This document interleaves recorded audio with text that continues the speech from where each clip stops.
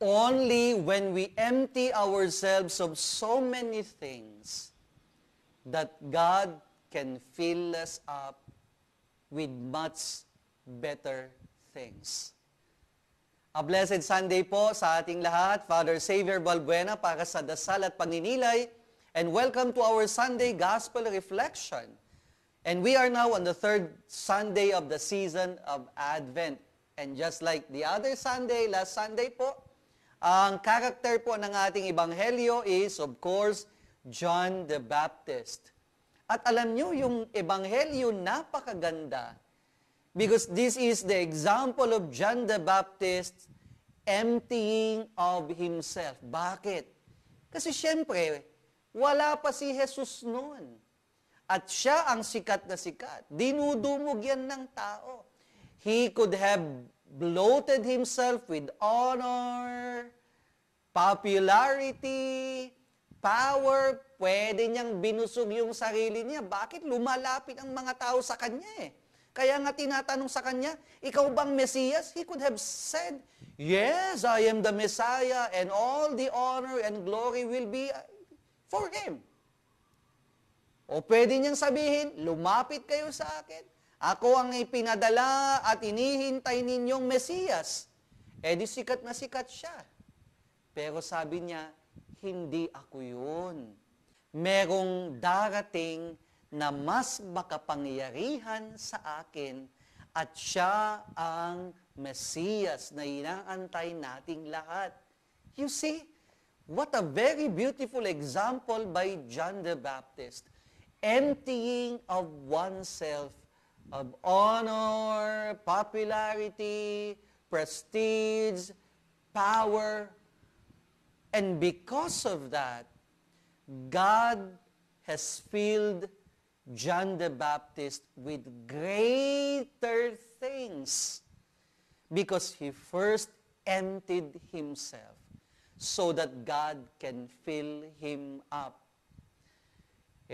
Kung minsan kasi tayong mga tao we like filling ourselves instead of emptying ourselves of so many things.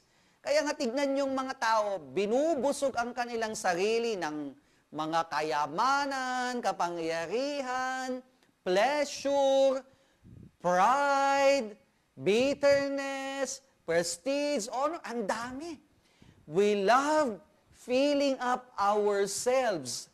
And when we are full, how can God fill us up? Punong-puno na tayo I will give you some good examples. If we empty ourselves of bitterness, God can fill us up with love, kindness, generosity. If we can empty ourselves of hatred, He can fill us up with heavenly joy. If we can empty ourselves of pride, then He can make us great by filling us up with the true sense of greatness. Kung minsan kasi nakakalungkot. Gusto nating punong-puno tayo lagi. Paano na tayo i-fill up ng Diyos kung punong-puno pala tayo? Ang pinakang magandang gawin po natin, bawasan natin ang ating sarili. We empty ourselves of so many things and at times, useless things even, like hatred, bitterness, anger, lust, pride, honor, prestige, popularity. Ito yung pinambubusog natin sa sarili natin But once we learn how to empty ourselves with all of this, ang Diyos, He can fill us up with better and greater things. The bitterness and hatred and anger can become joy, love, forgiveness, generosity, kindness. Pride, honor, prestige, God can fill us up with true greatness. Contentment. Kaya mga minamahal kong kapatid, stop feeling yourselves fully well. Rather, let us imitate the example of John the Baptist. Let us empty ourselves of so many things in life. In that way, God can fill us up with better, bigger, and greater things. Sabi nga nila, siksik, liglig, at umaapaw. Kung babawasan and we empty ourselves of so many things.